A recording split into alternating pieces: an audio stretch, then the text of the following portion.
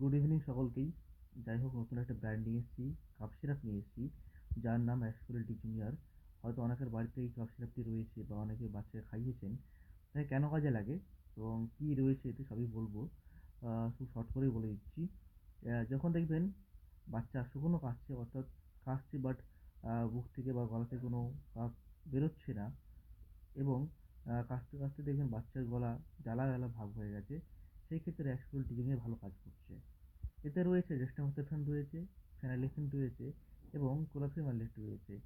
এবং যখন দেখবেন বাচ্চা কাশতে কাশতে গলা জ্বালা করছে, সেই ক্ষেত্রে বাচ্চাকে এই কাপ সিরাপটি খাইয়ে অন্তত 20 মিনিট কিছু দেবেন না খেতে, তাহলে ভালো কাজ করে এটি।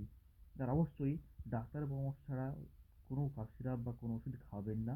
এর বর্তমানে দাম রয়েছে 105 টাকা।